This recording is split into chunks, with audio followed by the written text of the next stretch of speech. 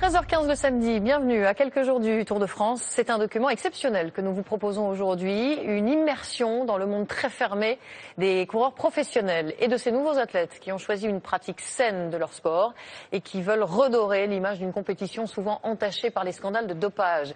Durant plusieurs mois, nous avons accompagné dans leur vie Steve Chenel, 30 ans, équipier dans l'équipe AG2R La Mondiale, et Arthur Vichot, 25 ans, actuel champion de France, devenu leader occasionnel dans l'équipe FDJ.fr.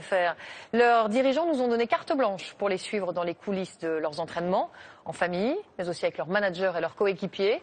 Nous avons partagé leurs états d'âme, leurs espoirs, leurs doutes, leur colère aussi, la joie d'Arthur lorsqu'il gagne une étape du Paris-Nice, ou la détresse de Steve, tétanisé par le froid lors de son abandon entre Milan et San Remo. Des sacrifices, de grandes fiertés, des carrières précaires.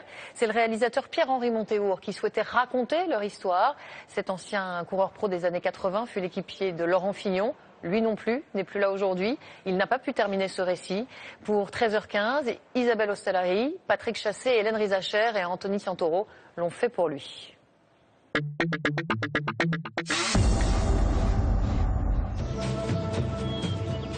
Un choix audacieux. Coureur professionnel dans le sport le plus surveillé et le plus critiqué. Un défi aussi pour les jeunes. Arthur Vichot, champion de France. Tu vas me faire sortir tous les millions d'euros qui sont dans les cuisses. Des milliards d'euros. Faut que tu bouffes ça. Bah c'est Jacqueline, il m'a dit ça. Il dit qu'il me donne ce que j'ai demandé. Il dit qu'il n'en a pas de ça. Ouais, bah il n'en veut pas de ça. Lui, il m'a foutu dans la gueule, ton comprimé. C'est dommage de pas laisser la chance au mec de l'équipe qui est devant, quoi. Qui bouge son cul de la selle et qui se fait mal aux jambes. Steve Chenel, équipier et guerrier tout-terrain. Ouais, tu te dis que ça va pas être simple quand même. Vous êtes en train de nous faire peur, là. Y a pas moyen qu'on fasse toute l'année comme ça, hein. Ah, j'arrête. J'aime le vélo, mais je suis pas sadomaso, hein.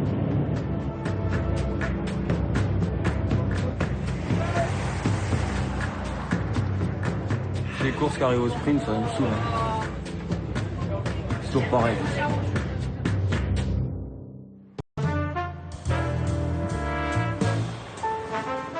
Une Côte d'Azur en pleine tempête l'hiver dernier.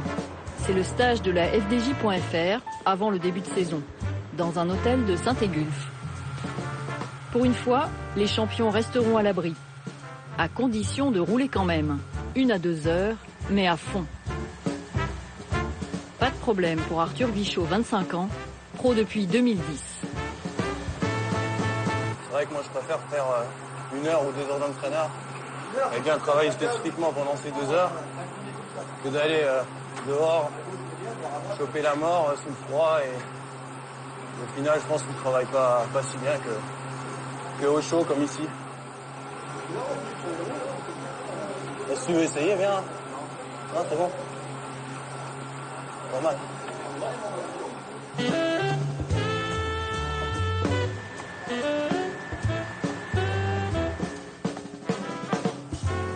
En janvier, le stage réunit tous les coureurs de l'équipe d'Arthur. L'une des 2 plus grandes équipes françaises. 30 coureurs, 4 directeurs sportifs, 3 entraîneurs. Pendant 8 jours, entraînement intensif. Il faut renforcer l'esprit de groupe et transformer ces jeunes en bêtes de course. Allez, c'est tout.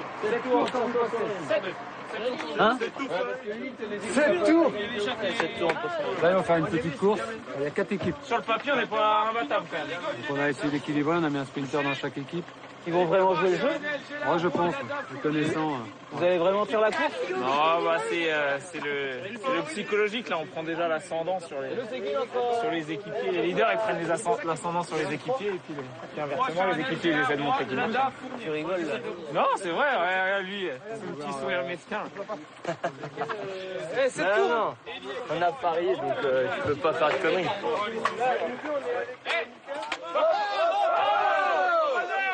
C'est pas un tricheur. On va essayer de jouer le jeu. C'est vrai? Tu vas te tirer une vraie bourre là. Tu vas voir.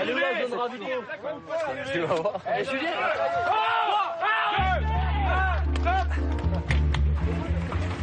Le groupe doit être costaud en compétition, mais cela ne suffit pas. À l'intérieur de l'équipe, il faut aussi savoir s'imposer.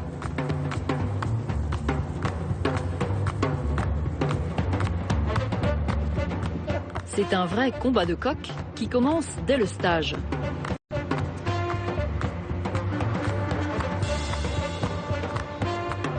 En maillot tricolore de champion de France depuis juin 2013, Arthur Vichot est dans la ligne de mire.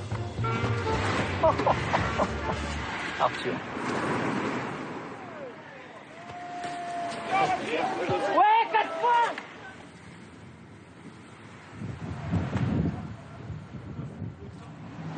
Oh, tu t'es amusé? Hein? Oui. Putain. T'as pas fait semblant en tout cas. Ah non, je te l'avais dit. Quand tu commences à être pris au jeu, t'as quand même... Tu fais ce métier-là, c'est que t'as un peu l'esprit de compétition quand même, non? Il faut être un peu timbré aussi, hein. Ouais, mais après, dans l'effort et la douleur aussi que tu prends du plaisir. Ça fait plaisir des fois de faire mal aux jambes, aux copains. Même si ça fait très mal à soi-même.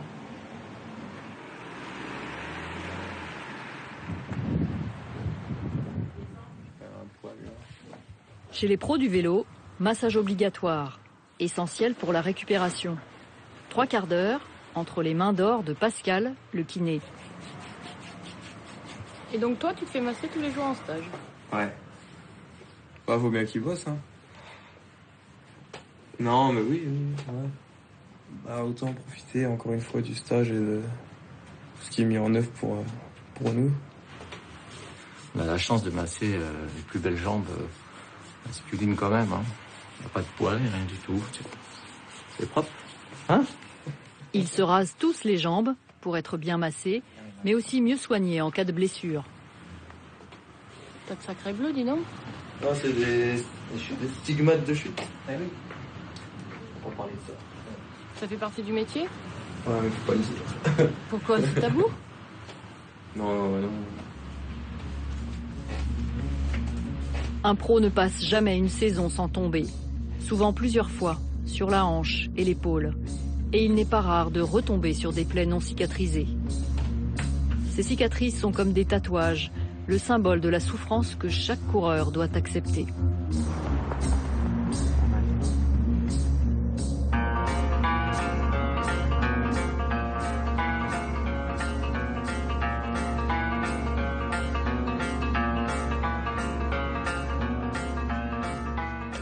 En dehors des stages, les coureurs s'entraînent chez eux, souvent en petits groupes, 6 jours sur 7.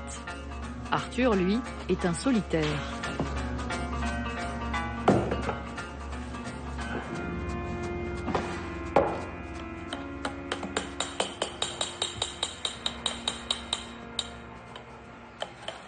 Bon, mon truc dans le vélo que j'adore, c'est je pars le matin, il fait beau. Je pars avec 10 € dans la poche. Quand j'ai soif, j'ai faim, je m'arrête un petit coup sur une supérette, je me pose au soleil, je repars. Voilà, ça, je suis heureux, je rentre le soir, je suis heureux. Le fait d'être tout seul dans la nature, ça, je trouve ça vachement ressourçant. Et puis, je sais pas, t'es là, personne pour te faire chier. Tu peux, je sais pas, tu te retrouves avec toi-même, tu réfléchis à des choses existentielles, mais je sais pas, c'est quelque chose que j'apprécie dans ce sport. Déjà, pour faire du vélo, il faut être spécial, et je pense que je suis un peu aussi spécial, et j'aime bien faire mon truc à moi.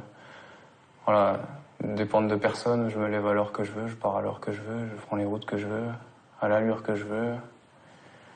Voilà, c'est un luxe aussi de faire ce qu'on veut.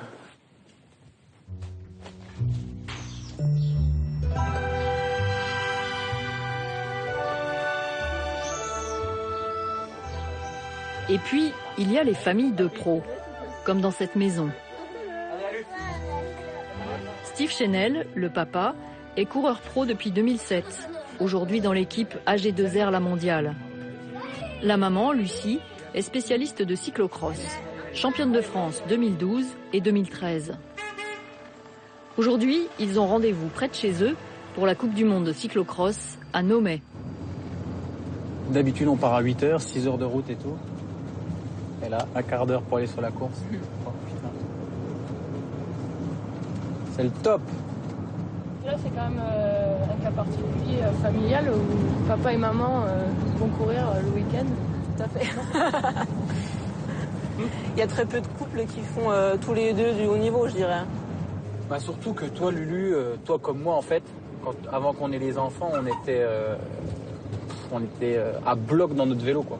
On se mettait une pression, enfin surtout toi en fait, hein. On se mettait une pression monstre, oh telle course c'est important et tout.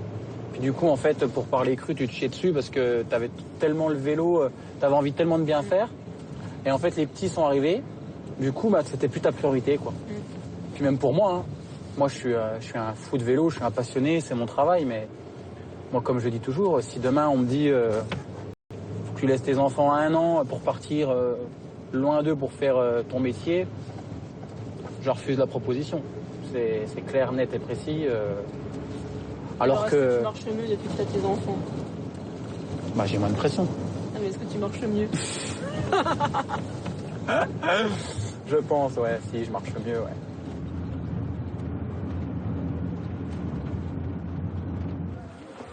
On est la même chambre.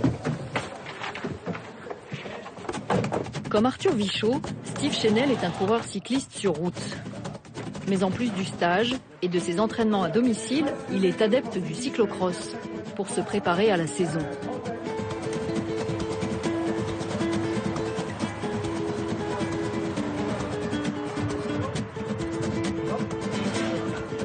Le cyclocross demande un effort explosif.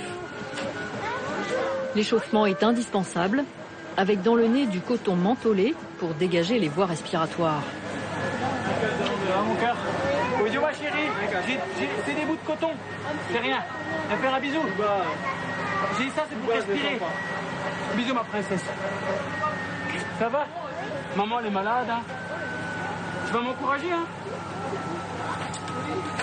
Allez, vous allez avec mamie? Bisous. Là c'est le coup de vitamine.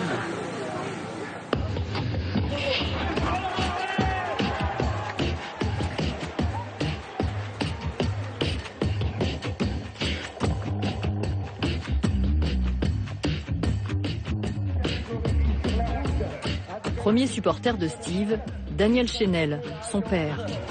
Tranquille, tranquille, Steve, tranquille, tranquille.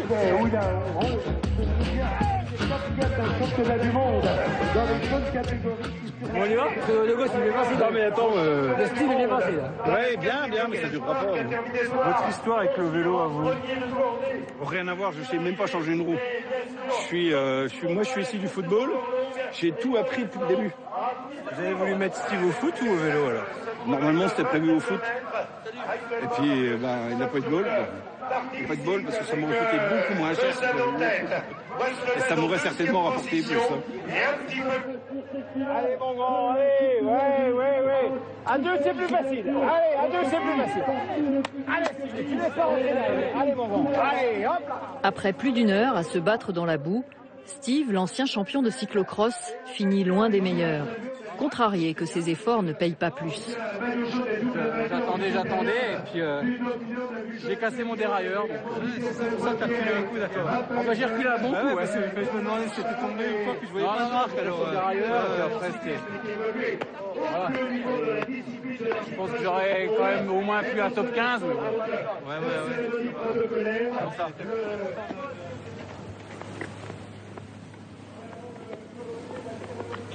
Voilà, c'est dur dans la tête.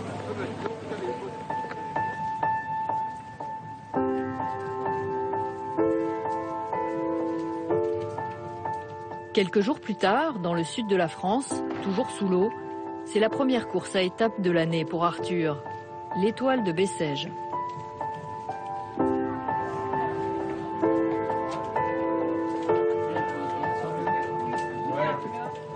Ça va se lever, ça va se lever. Ça va se lever.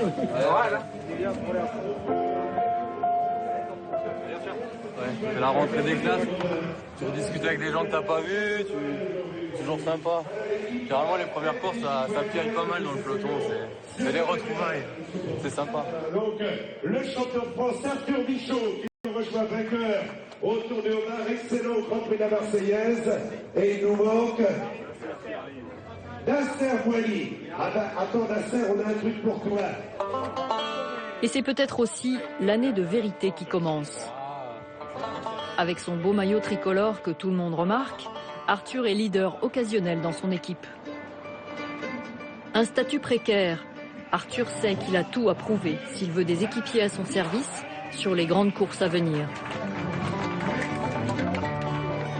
Mais que seraient ces jeunes fougueux sans leur staff technique? Ravitaillement, dépannage, petite conversation avec les directeurs sportifs et leurs increvables voitures. Sur l'étoile de Bessèges, le chef d'orchestre de l'équipe d'Arthur, c'est Franck Pinault. T'as été combien d'années professionnel, Franck? 9 ans. 86 avec toi, chez Miko. J'ai rebondi avec Reynolds pendant... j'ai fait 2 saisons chez eux, puis après RMO, et j'ai fini avec l'Avenue chez Chazal. Moi, j'ai l'impression qu'on était plus dur à nous, à notre époque, et qu'aujourd'hui, ils sont plus tendres, quoi. Ouais. Non, je pense pas. Honnêtement, je pense pas. Je pense que ils sont beaucoup plus professionnels qu'on l'était. Ça, j'ai pas peur de le dire, quoi. C'est aussi parce qu'il y a beaucoup plus d'enjeux, d'argent. Il y a plus d'enjeux, il y a plus d'argent. Aujourd'hui, une équipe de vélo Pro Tour, ça coûte 10 millions d'euros. Bon, je vais te dire, ça fait quand même un peu de monnaie, donc on peut plus se permettre de faire de l'à peu près, quoi. C'est pas possible. Vous contrôlez beaucoup plus. On contrôle tout. Tu es obligé de contrôler par rapport à des tas de paramètres, par rapport au dopage, par rapport à tout. Et si tu veux, ça nous a emmené à contrôler notre coureur, mais dans sa traçabilité de sa carrière et au jour le jour, quoi.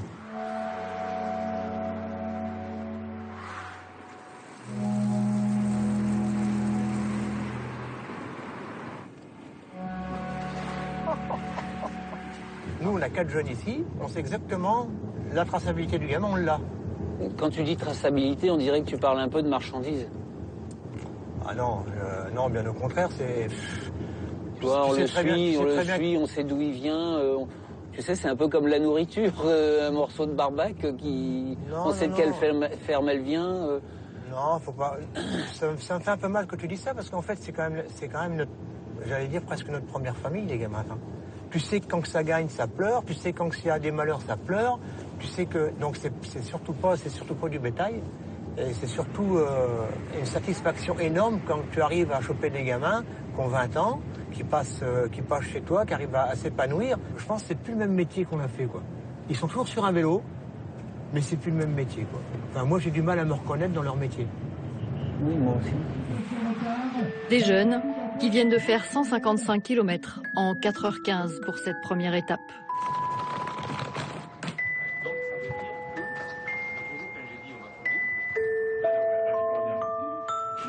Oh. J'ai jamais vu un but comme ça, moi. Oula, pété.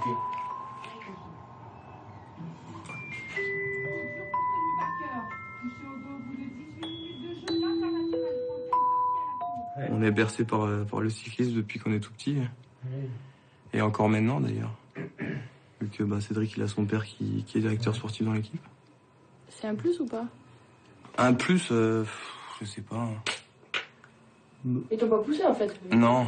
Ah bah non, heureusement d'ailleurs, parce que je pense à un père envers un fils, le meilleur moyen de se tromper, c'est de pousser l'enfant à faire quelque chose, il fera l'inverse, non? On a toujours vécu avec le vélo, nos pères, Arthur ses oncles aussi, donc c'est un plus là-dessus, c'est sûr. Puis au moins quand il t'appelle ton père ou ta mère le soir de la course, il te raconte pas des conneries là. Ah, y a rien de pire. Qui t'appelle, qui dit alors c'est passé comment ta course? Putain, tu fais 101ème, je sais quoi ton classement là? Bah écoute papa, je fais le travail et tout. Bon, t'as pas eu là, t'étais où là? T'étais où à la télé? Putain, la télé, on t'a cherché, on t'a pas trouvé. Bah j'ai travaillé avant la télé moi. Avant qu'ils arrivent, j'ai roulé et tout. Bah ouais, mais bon, c'est nous, on te voit pas. Ça c'est les grands-mères quand même. C'est les grands-mères. Ah, ma femme, des fois, elle me le sort aussi. Elle est pas spécialiste du vélo. Quand elle est arrivée sur la première course de vélo, elle m'a dit qu'est-ce que c'est que ça? Elle était jamais allée sur des courses? Ah non, elle connaissait pas du tout le vélo, moi, Sandrine. Ah ouais. Je lui ai fait découvrir. Ah, tu traces les jambes? Bah ouais. Ouais, non, mais après, faut... Ah, t'as le bronzage... Ah, t'as le bronzage, ouais, agriculteur, c'est pas mal, ça. Non, donc... j'ai tout appris à ma femme. Après, c'est bien parce qu'elle aurait pu me dire, bon, allez, ciao, ton sport. C'est le plus important dans une carrière, je pense, l'équilibre. Familial. Ouais. Si t'as pas ta famille autour de toi, tu peux pas y arriver. Non. C'est déjà assez dur comme ça. Il y a tellement de côtés difficiles. Ouais. Que quand tu rentres à la maison, t'es tout seul comme un con. Ouais. C'est triste. Hein. Ouais. L'instinct les pousse vers la mer.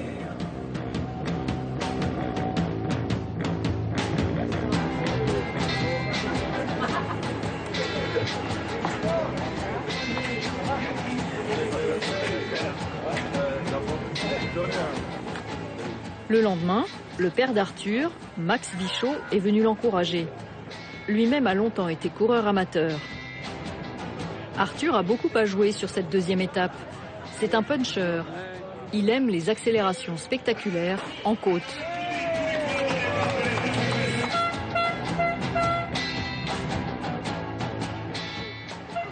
Très vite, dans ce premier col de la saison, Arthur sort du peloton avec 4 concurrents.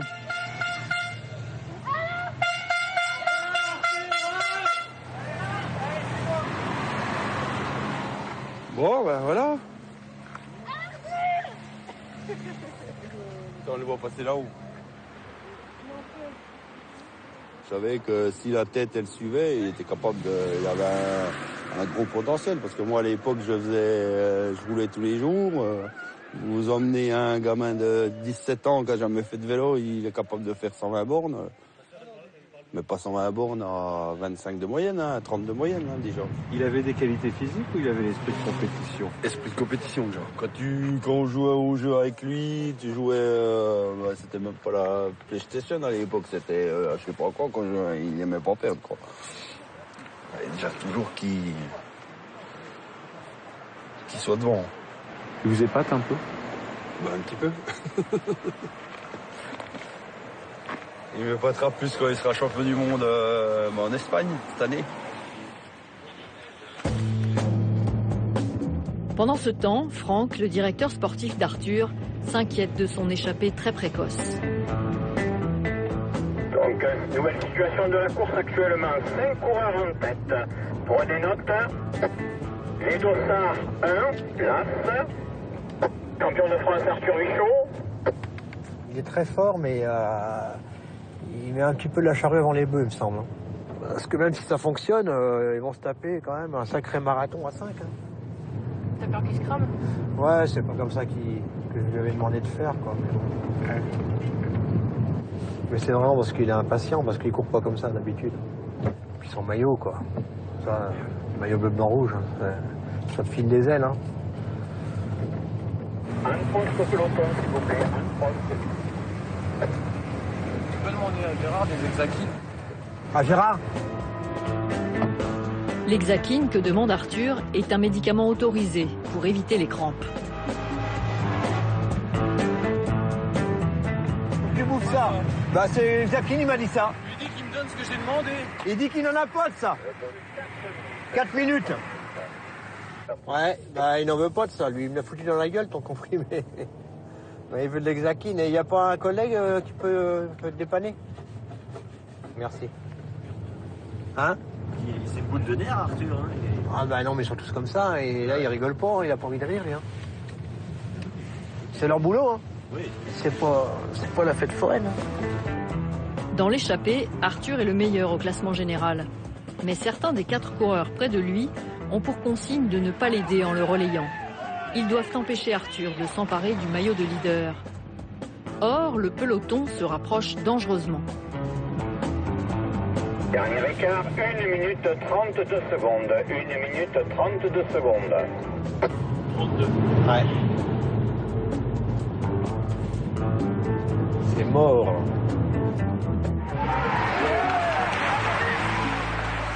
À 5 km de l'arrivée, Arthur est rattrapé par le peloton sous les yeux de son père.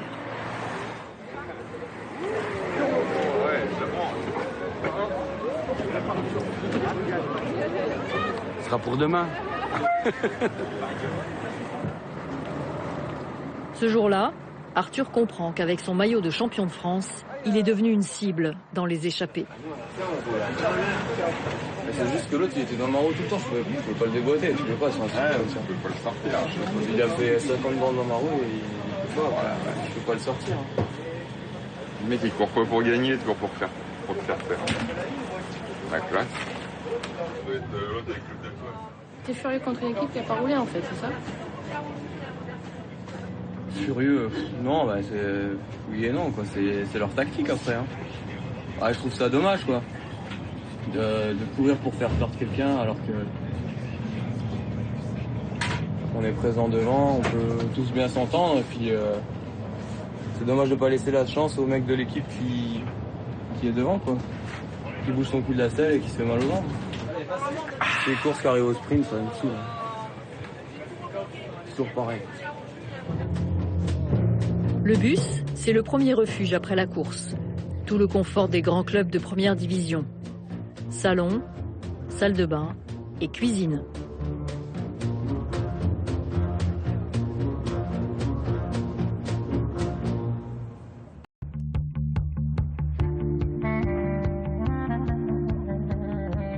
Un mois plus tard, sur les terres belges du vélo, Steve Chenel s'apprête à prendre le départ.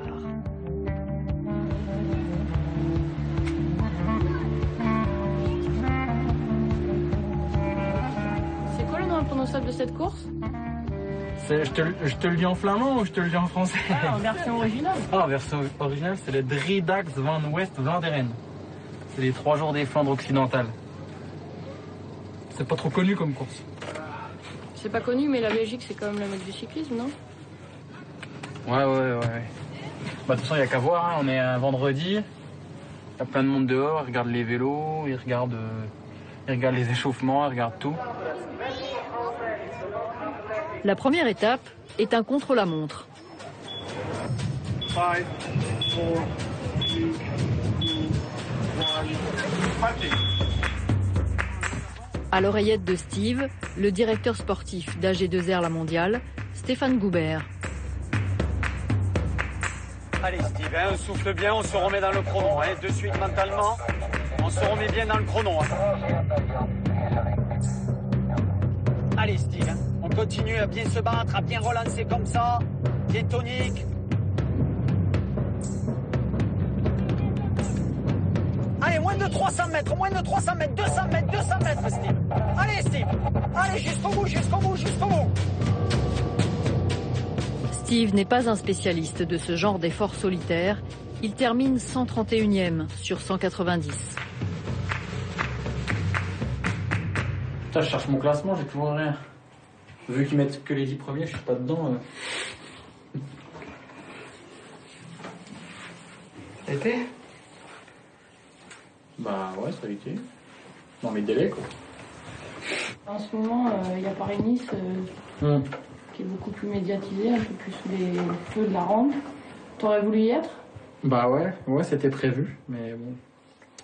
Bah il y a eu des choix d'équipe de fait, malheureusement il y a d'autres coureurs qui méritaient leur place aussi, donc il a fallu faire un choix, donc moi ils m'ont un petit peu écarté. Donc je suis aux 3 jours des Flandres, c'est une course de vélo pareil. C'est décevant pour toi? Bah pour moi ouais, c'était décevant parce qu'en plus je marche bien, je fais partie des 8 déçus. En fait, je me prends pas trop la tête avec ça parce que sinon je vais m'énerver. C'est difficile, je pense, plus pour un jeune qui arrive, qui n'a pas forcément de famille, de femme ou d'enfant, ou qui est un petit peu au fond du trou, bah, au lieu de lui tendre la main, souvent on l'enfonce, quoi. Ça, c'est le milieu du sport et le milieu du haut niveau qui fait ça. Il n'y a pas de place pour les faibles.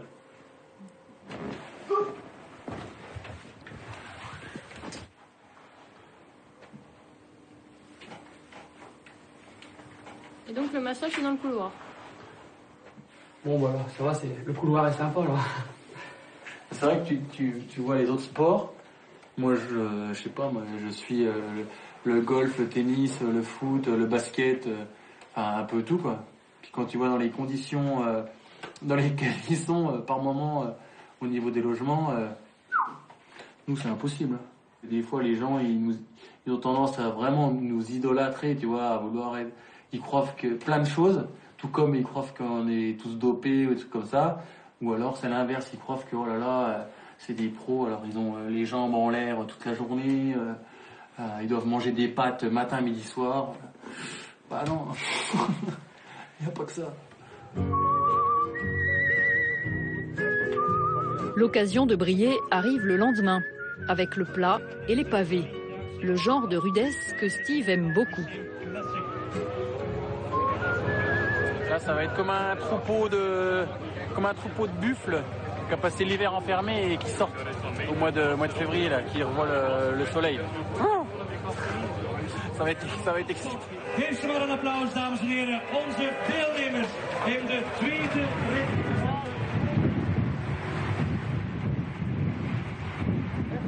C'est qui roule, hein? Je sais pas ce qu'ils veulent branler, mais il faut pas qu'ils leur laissent trop d'écart.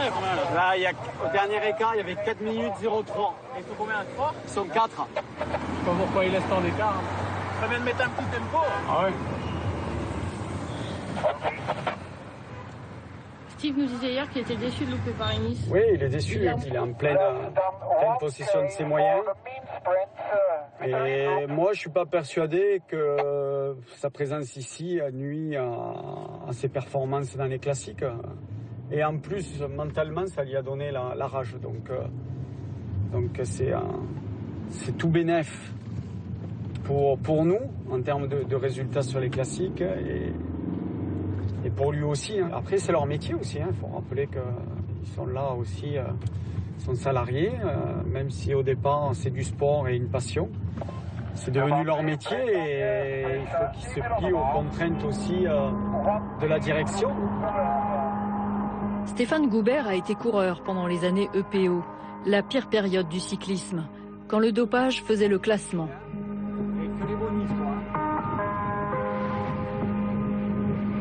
Et tranquille, hein, c'est le peloton qui décide. Hein. Ok. 3,52. Aujourd'hui, pour beaucoup, c'est tolérance zéro pour ne pas perdre son sponsor. J'ai eu plein de fois envie d'arrêter à cause des affaires de dopage. Ouais, bien sûr. Hein, souvent, t'es un peu découragé parce que t'as l'impression que ça y est, on a compris et que ça va être... on va tourner la page. Mais justement, on tournait la page, quoi. Il fallait vraiment s'asseoir, regarder le problème, le prendre à bras le corps et le travail. Il y a encore du travail qui reste à faire, hein, mais on a fait pas mal de boulot. Hein. Et si, par exemple, demain, un certain nombre d'équipes trouvent un produit indétectable, tu crois pas que le vélo peut retomber dans une mauvaise passe? Après, moi, j'y crois pas. Je crois pas que des équipes seraient assez stupides pour faire ça. Je crois pas. Je crois plus au dopage organisé. Pour le public qui regarde le vélo comme un autre sport, tu crois vraiment que son image change? Elle s'améliore, elle ne change pas, elle s'améliore. Elle s'améliore. Après, c'est vrai qu'on entend toujours des sifflets. C'est vrai qu'il y a certains médias qui connaissent mal ce milieu-là, recherchent que le sensationnel. Hein. Et le sensationnel dans le vélo, depuis Tom Simpson, c'est le dopage. Tom Simpson, le Britannique dopé aux amphétamines, a succombé à un arrêt cardiaque sur le Mont Ventoux pendant le Tour de France 67. En ce printemps des Flandres, c'est la déception pour l'équipe de Steve Chenel. Lui finit 9e de l'étape. Je savais même pas qu'il avait été échappé, lui. Il me dit j'ai été échappé. Ben, bien sûr. Je savais même pas qu'il y avait une échappée. J'ai cru que depuis le haut du parement, je me suis dit il n'y a pas eu une échappée. Merde. Le leader de l'équipe, le sprinter Utarovic, n'a pris que la 4e place.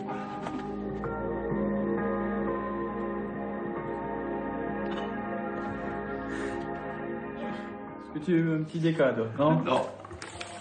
C'est une camomille. C'est un grand fruit, la camomille, là, hein. Pas mal, ouais. Il est bon, hein. C'est vrai. Je me souviens, quand j'étais gamin, on était allé chercher les tilleuls nous-mêmes. C'est nous qui arrachions, d'aller chercher les feuilles et tout. On le faisait sécher et tout. T'es né en 49, C'était une belle époque. 64, ils ont sorti les nouveaux sachets là, chez Lipton. C'était une révolution pour nous.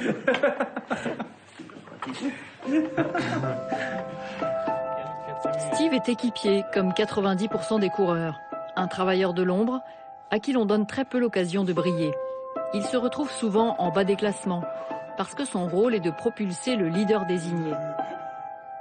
C'est quoi exactement être équipier? C'est se sacrifier quand même pour son leader?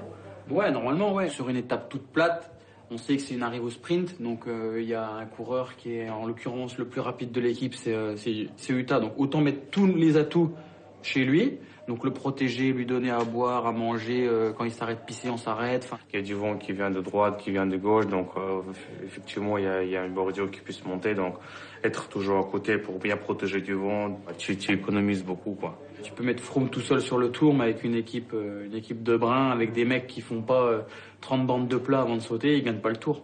J'imagine qu'il y a des leaders qui ont plus de reconnaissance pour les équipiers que d'autres. Oui, c'est sûr. Ah non, c'est sûr. Après, si le leader il te fait un chèque d'1 million d'euros, là, et d'après tu roules pour lui.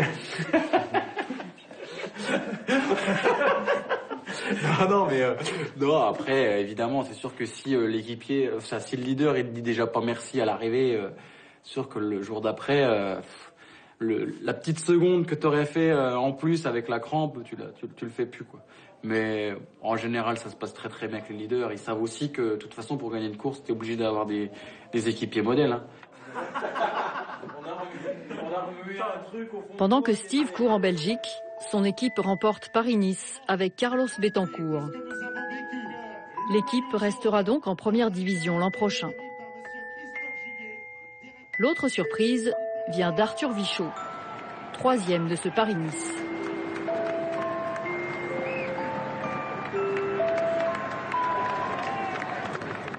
Le dernier jour, il a trouvé les ressources pour arracher la victoire d'étape sur la promenade des Anglais.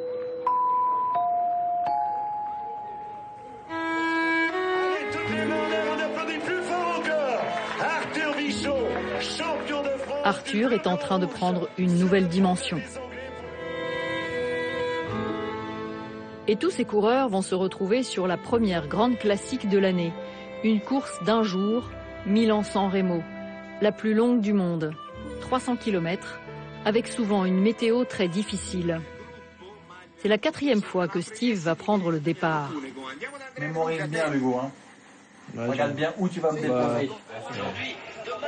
6h57. Hein. Moins de 7h. Pas grand chose. Hein. Petite journée. C'était un bon test aussi pour les vêtements de ski. Hein. Ah ouais. Pour les chaussures, j'avais les chaussures de la montagne. C'était bien. C'était le test idéal. Oui. Après, quand on était au Giro et il y avait Belletti, là, il a commencé à faire froid une étape, la neige, il disait... Si c'est comme à San Remo, pour moi, c'est pas possible. Il sentait encore pas son doigt de pied. Je sens toujours pas la sensibilité de ce doigt, il disait. Il y avait de la neige et tout, c'était... Ils ont arrêté la course. Ouais. Et Belletti, il a été jusqu'au bus, et dans le bus, tu te rappelles? Il était... On dit, il va mourir. On a pris oui, incroyable. Et pendant 4 mois, il avait plus de sensibilité au doigt de pied à cause du froid. Il avait plus de sang. À un moment, il se posait la question. Avait échelé, hein. Lui couper le doigt de pied. Non. Ouais. Les tennisman, il y a 3 gouttes, ils jouent pas. Les footballeurs, le terrain, il y a ça de neige. Bah non, c'est dangereux. Mais nous, non, il y a de la neige, il y a -4, machin. Ah, on y va, les gars. On y va. Allez, il faut du spectacle. Putain. Psychologiquement, tu passes un cap quand même, mine de rien, avec San Remo. C'est la seule course où tu dépasses les 300 km hein, avec le fictif. C'est fou quand même. Ouais, c'est pour ça que j'imagine que quand c'est la première fois, il y a une appréhension quand même. Ouais, tu te dis que ça va pas être simple quand même. Vous êtes en train de nous faire peur là. Non, mais franchement, faut pas avoir peur. Moi, les anciens, ils me disaient, t'inquiète pas, c'est la plus simple à finir. Dans ma tête, je me disais, attends, j'ai jamais fait 300 bornes à l'entraînement. Je sais pas comment mon corps va réagir. Puis au final, c'est vrai que c'est pas... Et là, après, quand t'arrives en bas... Là, il est toujours pas en bas, le mec. Bah, il arrive, hein. Ça y a mis 4 minutes 19 à descendre. À quelques heures du départ, Steve va saluer l'équipe FDJ.fr. Il y a travaillé pendant 2 ans, avec Arthur. Il est très rare qu'il se retrouve sur la même course. Dans ce monde où la valse des contrats renforce la précarité, certaines amitiés perdurent, au-delà de la couleur du maillot. Vous avez roulé combien de temps ensemble? Les 2 ans que j'étais à la équipe. Parce que toi, Steve, t'as jamais re-signé de contrat dans une même équipe. Je suis fidèle avec ma femme, mais pas avec les équipes. Non, j'ai signé. Si, à Aubert. Mes 2 premières années, c'était des contrats d'1 an.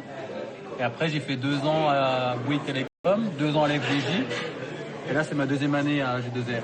Et toi, Arthur, t'es fidèle jusque-là? Avec l'équipe et ma copine aussi. Je les place. Non, bah ouais, c'est vrai que moi, ça fait. C'est la 5e année là dans l'équipe. Je suis passé pro à la Française des Jeux. J'essaie de continuer l'aventure tant que ça se passe bien. Des fois, au bout de 5, 6, 7 ans, il y a une forme de lassitude. Ouais, aussi, ouais. Je prends l'exemple, tu sais, au début avec ta nana, c'est vrai, t'es tout mielleux, tu lui fais le petit-déj 1 fois par semaine, machin.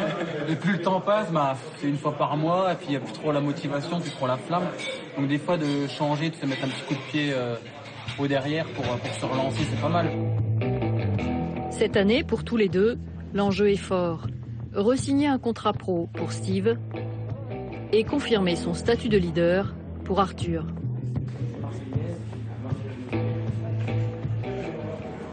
Alors demain, vous êtes rivaux? Obligatoirement. Si on arrive les 2. Après, je pense que on se tirera pas dans les pattes parce qu'il y a d'autres personnes à suivre, à se focaliser dessus, mais demain on sera adversaire, c'est sûr. Tu aurais aimé être champion de France? Tu l'envies, toi, le statut d'Arthur? Ouais, je l'envie, oui, effectivement. Mais après, c'est vrai que derrière, il faut aussi quand même assurer, quoi. C'est plus dur, je pense, pour moi. Ce serait plus dur d'assumer mon rôle, que toute l'équipe roule pour moi, tout ça, ça reste quand même de la grosse pression. Et puis, il faut savoir l'assumer. Je crois qu'Arthur, il l'a dit lui-même. Il était content de faire 3 de Paris-Nice aussi parce que tu avais eu 7 mecs autour de toi toute la semaine. Mais après, c'est paradoxal parce que voilà, je suis sorti de Paris-Nice, j'étais plus frais mentalement qu'au départ, quoi, où j'avais justement un petit peu cette pression du résultat.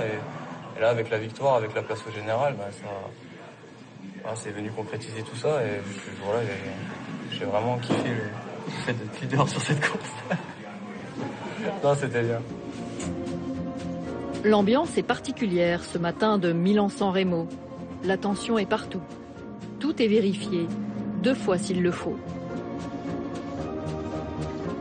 Pour Arthur, le défi est de taille. Encore une fois, il a été désigné l'un des leaders de son équipe.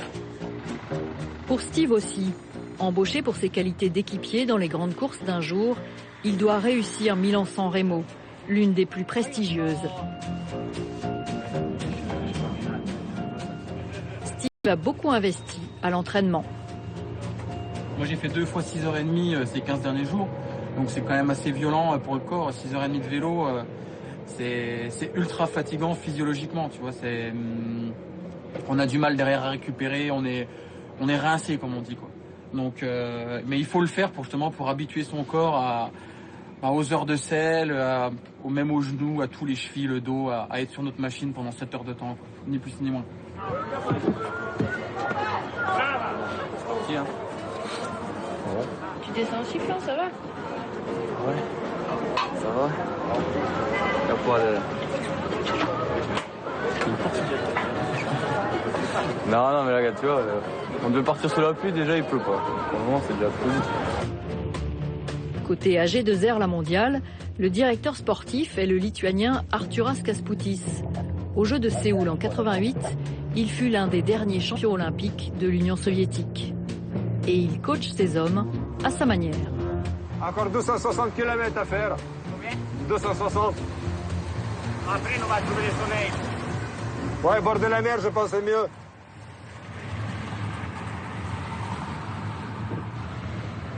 Qu'est-ce que tu veux, mon Steve?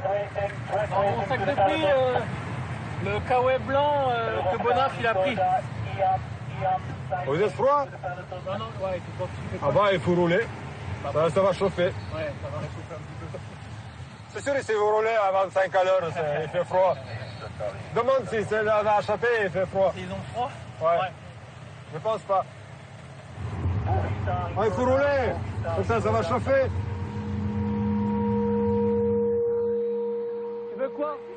Hein? Très vite, la météo se dégrade. Pluie et orages de grêle s'abattent sur le peloton. Comme les autres, Arthur a pris le départ sous un ciel clair, sans tenue de pluie. Les coureurs s'empressent de se changer pour résister au froid. Les gros gants avec la batterie. Avec les batteries? Il y a la batterie dedans, c'est le plus gros. Oui, j'ai le plus gros là-dedans.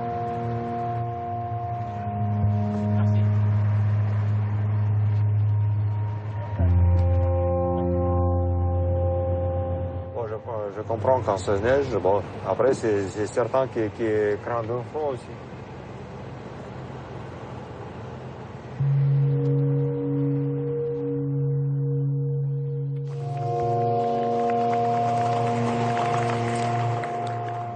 Allez, du thé chaud. Hop, putain.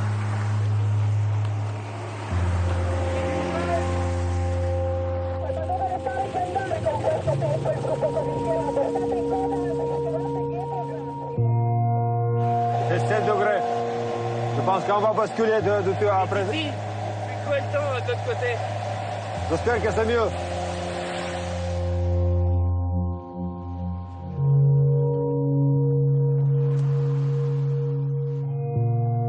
À 70 km de l'arrivée, Steve ne peut plus lutter.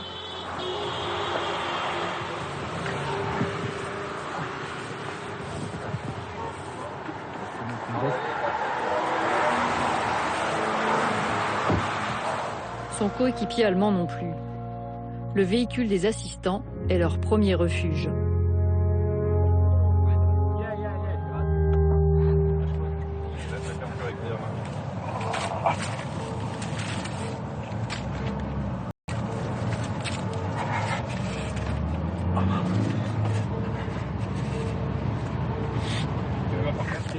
Hein? Tu vas par carte?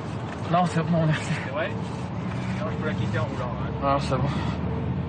On est guère mieux que les conditions de l'an dernier, hein? Oh putain. Au final, t'as juste eu au départ 10 km, pas de pluie. Et après, les 10 bornes après le Turquino.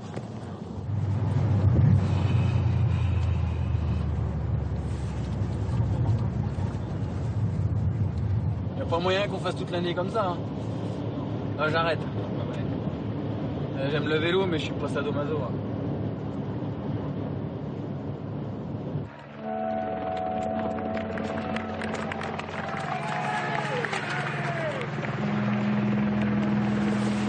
Pour Arthur aussi, c'est l'abandon, à 20 km de l'arrivée.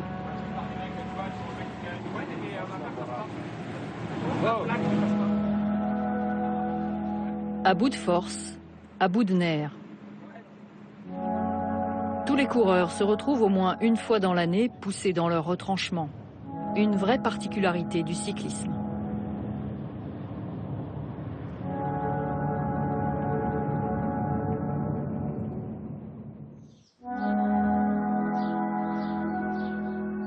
Il leur faut aussi accepter les particularités de la lutte antidopage, le système Adams. Chaque jour, les coureurs pros doivent signaler où ils seront le lendemain, en cas de contrôle. Certains sports ont refusé Adams, invoquant une violation de la vie privée. Il y a en plus les contrôles en course, et 4 fois par an, comme pour Arthur aujourd'hui, un examen médical. T'appréhendes un peu Arthur quand il vient de faire une prise de sang? Sur le suivi, là, comme ici, c'est plus voilà, pour surveiller un peu les sportifs sur la fluctuation des valeurs, genre l'hématocrit, les choses comme ça.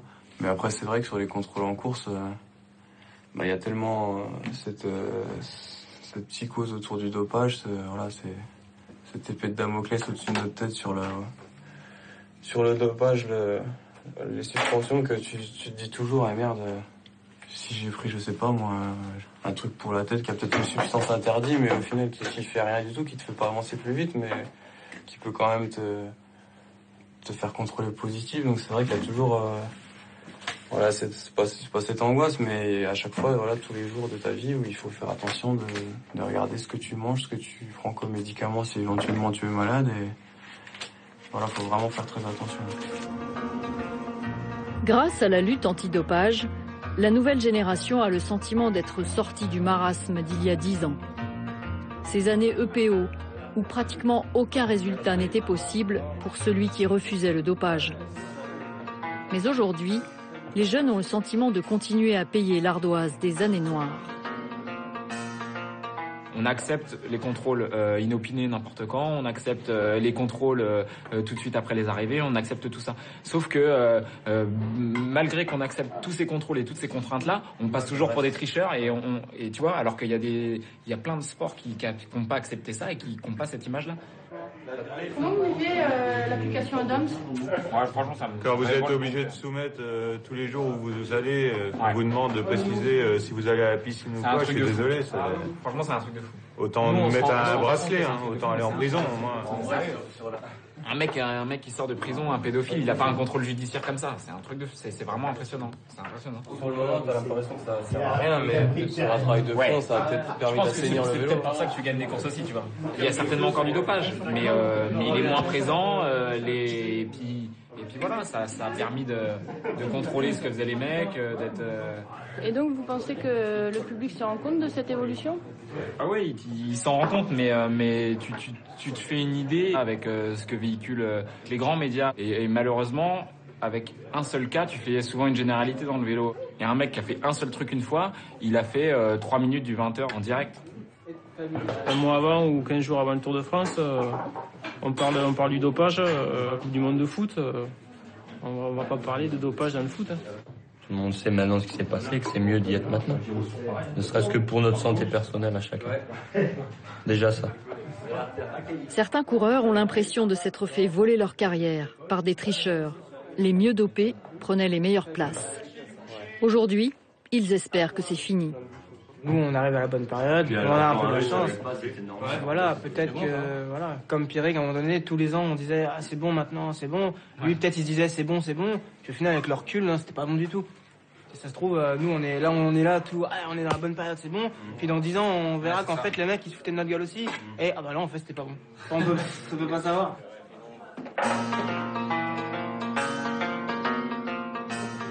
Dans cette équipe, sur le Tour de France 2011, le prix de la combativité a été attribué à Jérémy Roy. Ce pro, qui est aussi ingénieur en génie mécanique, était pourtant très découragé à cause du dopage il y a 6 ans. J'ai eu des périodes de gros doutes, mais heureusement, il y a eu des progrès dans la lutte antidopage et j'ai pu faire des bons résultats qui m'ont complètement relancé dans ma carrière pro. C'est vraiment donc lié à ça, cette période où... Ah oui, moi c'était clair et net. J'aurais arrêté le vélo si... Maintenant c'était... Après tu dis ça aussi parce que toi t'as un bagage quoi. Oui, mais... Quelqu'un qui a voué son avenir 100% au vélo depuis... J'aurais pas pu continuer à subir comme ça en course. Même si t'aurais rien eu à côté? Ouais. J'aurais pas pu, ouais. J'aurais eu l'impression de perdre mon temps. C'est vrai que maintenant, à la FDJ, on a une mentalité totalement différente, quoi. On va sur les courses, on sait ce qu'on vient faire sur une course, et on sait qu'on a un objectif précis. Et je pense que c'est grâce à ça que je suis toujours aussi motivé. Et toi, qu'est-ce que tu en penses de ça, de ce changement-là? T'y crois vraiment? Moi, c'est indéniable. Ça se voit dans... Moi, je le vois à travers mes résultats déjà, donc j'y crois. Après, il y aura toujours des tricheurs comme partout. C'est la vie qui veut ça. C'est la tienne? Oui. Pendant ce temps, dans le Nord, l'enfer des pavés attend les coureurs.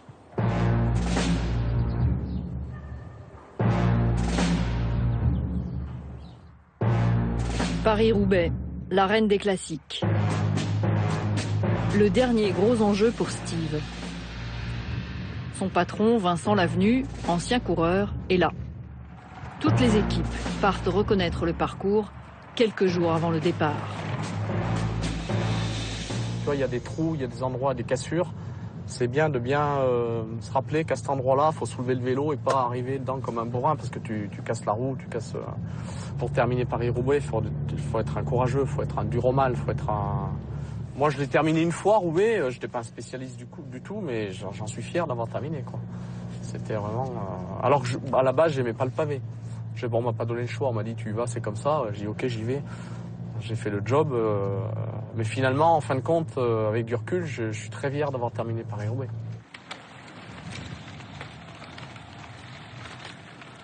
Quand on fait un métier, il faut le faire avec passion, avec envie. Et moi, cette partie-là, c'est quelque chose qui m'intéresse beaucoup. Parce que la particularité du vélo, contrairement par exemple au football, au rugby, où on gagne statistiquement une fois sur 2, en vélo, on gagne une fois sur 30 ou 40. Donc c'est rare. La joie, elle est rare. Et d'autant plus appréciable. Parce que, par exemple, je reprends toujours l'Alpe d'Huez l'année dernière avec Riblon, il nous a fait pleurer, quoi. On a tous chialé comme des mômes dans la voiture, quoi. C'était extraordinaire.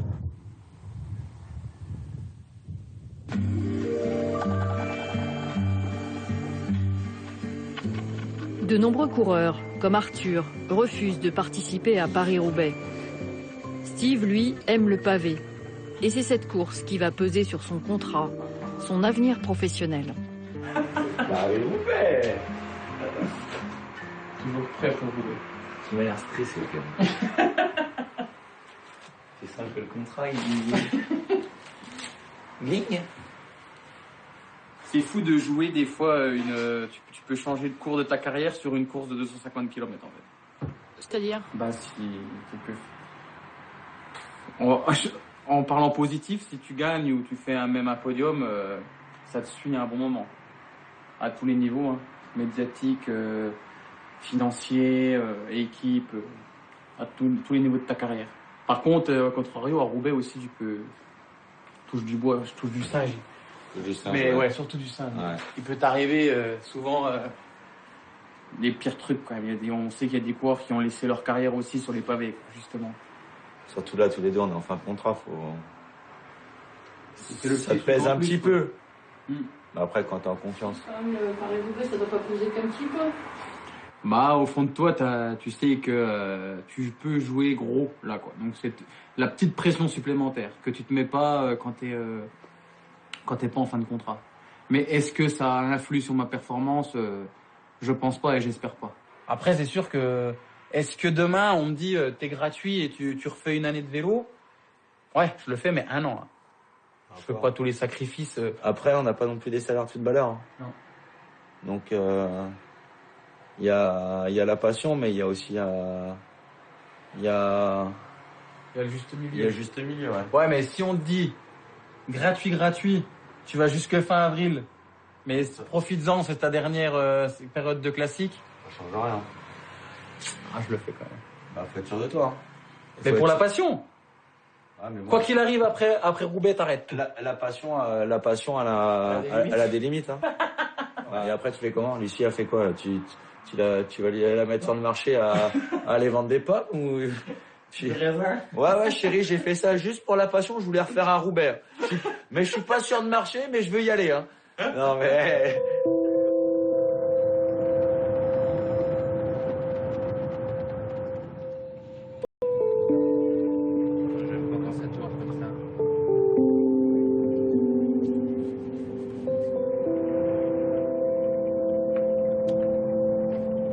On est un peu stressé, peur du mauvais coup, peur de la crevaison, peur de ne pas avoir de jambes, peur d'avoir mal, alors qu'on sait qu'on va avoir mal. On va se remettre une dernière fois rapidement le parcours de Roubaix, la 112e édition, messieurs. Ouest, nord. Donc il faut avoir, mais ça peut être, il y a des passages qu'on a vus qui sont un peu tendus.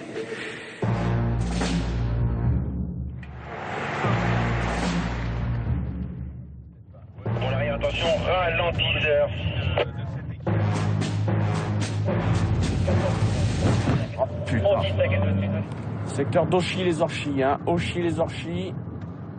3,5 de difficulté, hein, qui sera ensuite enchaîné par celui de Julien à Mont-Saint-Pével. Hein. Donc là, il y a 2 secteurs qui sont chauds, hein, les petits. Hein. Allez, le placement très important maintenant. Hein. En tête avec 15 secondes avant 15. Allez, petit. Hein. Allez, c'est bien, Bagdo, allez.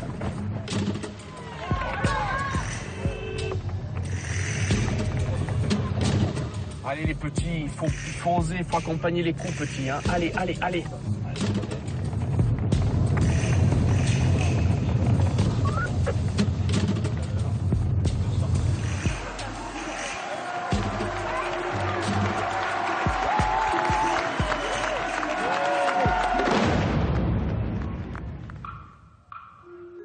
Déception pour les coureurs de Vincent Lavenu. Steve, lui, finit 26e, victime d'une chute à cause d'un autre coureur à un moment clé de la course. Je dois être dedans.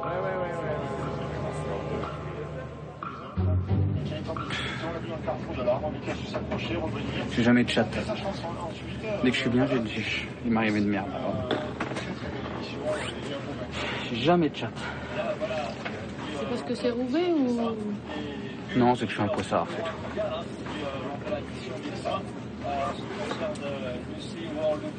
Je mets 6 mois pour te préparer pour une course, pour une période de course, et à chaque fois, il t'arrive une merde, un truc, un con qui tombe devant toi, qui fait pas attention. Au final, on me félicite, ah bah ouais, t'as fait une belle course, mais dans 2 semaines, on se rappellera pas que j'ai fait 26e et que j'ai fait une belle course. Enfin, il m'arrive tout le temps des couilles quand je suis bien. Quand on dit la réussite, elle fait partie du jeu, j'ai l'impression que moi, je l'aurai jamais la réussite.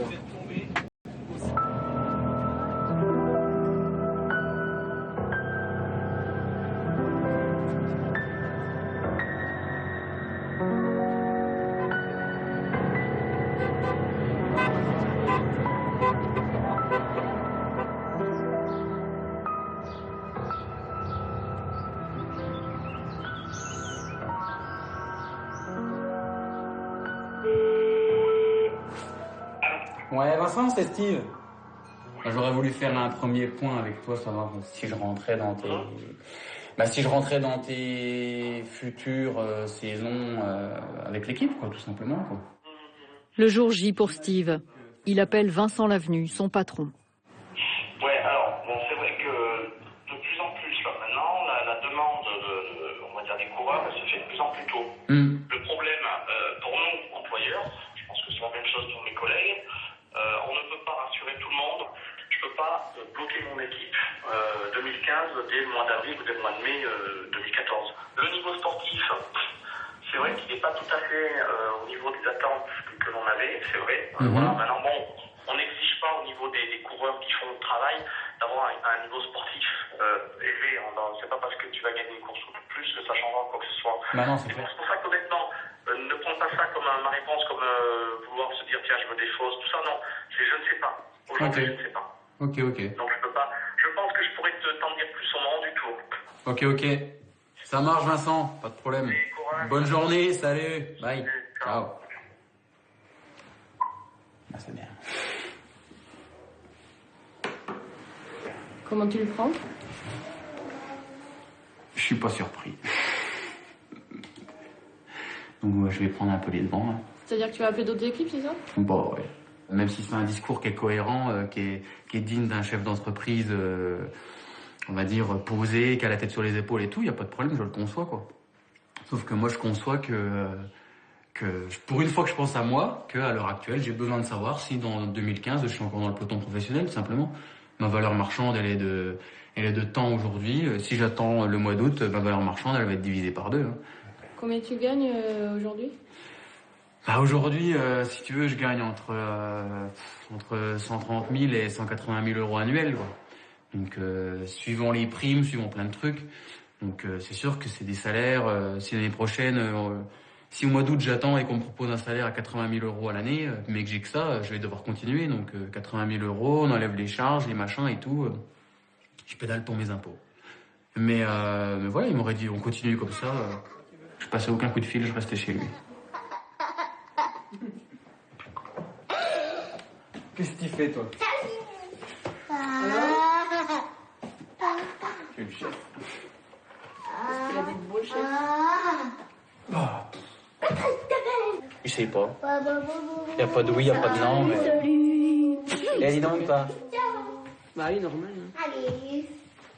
En même temps, on est encore dans le début de la saison. Hein, oui, mais bon, tu sais ce que c'est, lui. Hein. Tu sais bien que si je gagne une étape autour de Picardie, ça va pas changer la face du monde. Hein. Il me rassure pas en me disant... Mais il n'a pas à te rassurer, c'est ton patron. Il n'est pas là pour te rassurer. Moi, je suis plus en stress par rapport à ça, par rapport aux finances, parce que là, on a fait le prêt sur la maison. On sait qu'il faut quand même assurer derrière, il faut être capable de la payer. Lucie, elle dit, on n'est pas en manque d'argent. Oui, c'est sûr, on n'est pas en manque d'argent, on n'est pas des smicards, mais Mais voilà, si demain tout s'arrête et puis qu'on divise presque par 10 au final le salaire, parce que... Non, c'est pas grave. On a acheté la maison, on a tout calculé. Donc tout se passera bien. La vie, c'est pas avoir plein d'argent, on s'en fiche.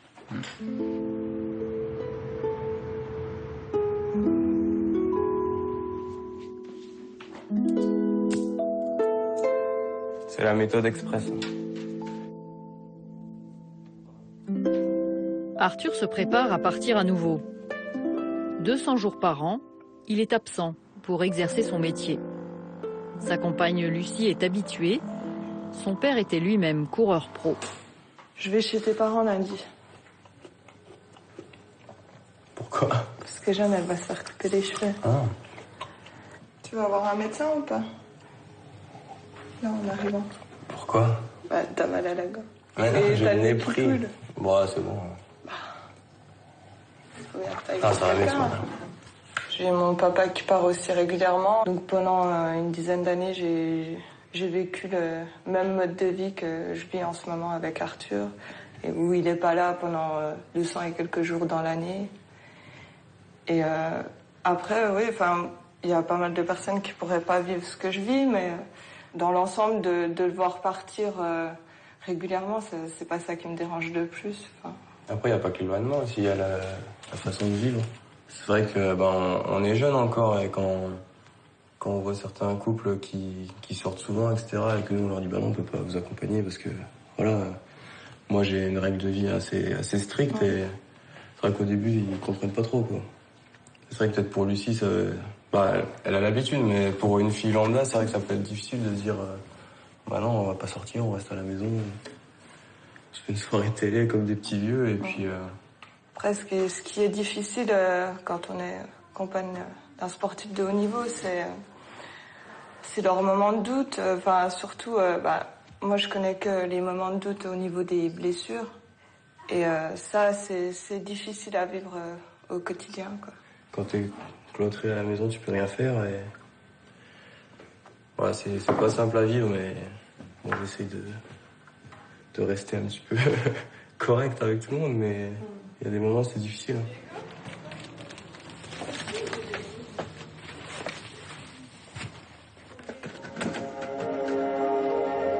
Arthur part courir le critérium du Dauphiné. Bonjour à tout le monde. On s'appelle ce soir. Attention. À la fin de cette course, une page se tournera pour lui. C'est sa dernière compétition avec le maillot de champion de France. Dans la parabole de ta carrière, t'en es où, tu crois? C'est une bonne question.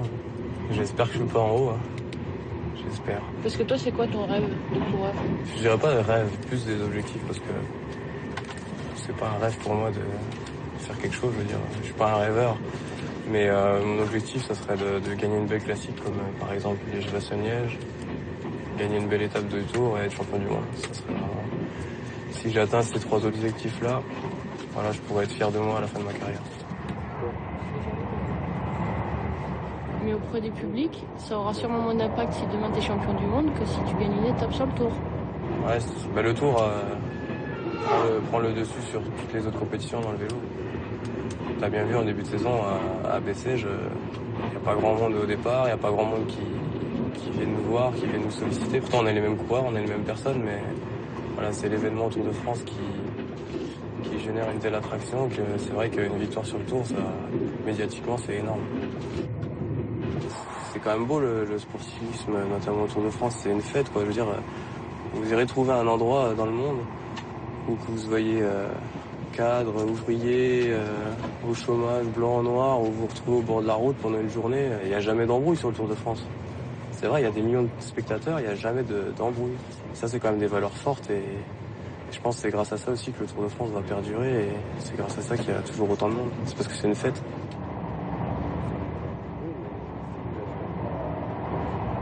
Le plaisir de courir, malgré la souffrance, les pressions, la précarité. C'est cette histoire que souhaitait raconter Pierre-Henri Mantéour, qui vient de nous quitter, trop tôt.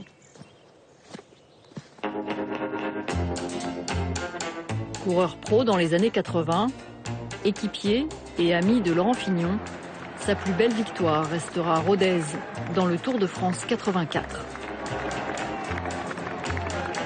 J'ai pris le départ du Tour de France en me disant je vais pas rester dans les roues à finir 50e ou 100e sans qu'on ait parlé de toi. Ça sert à rien de faire le tour si on parle pas de lui. Si j'ai rien à perdre, j'ai tout à gagner. Bon, ben, je me montre quand je peux, c'est tout, faut en profiter.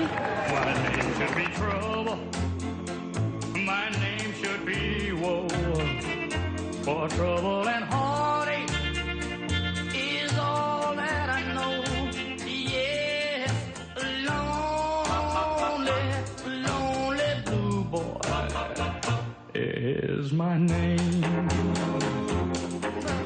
Lonely, lonely blue boy is my name. C'est l'audace de la nouvelle génération que Pierre-Henri voulait mettre en avant. Celle qui pousse certains à croire qu'aujourd'hui, ils peuvent gagner le Tour de France à l'eau claire.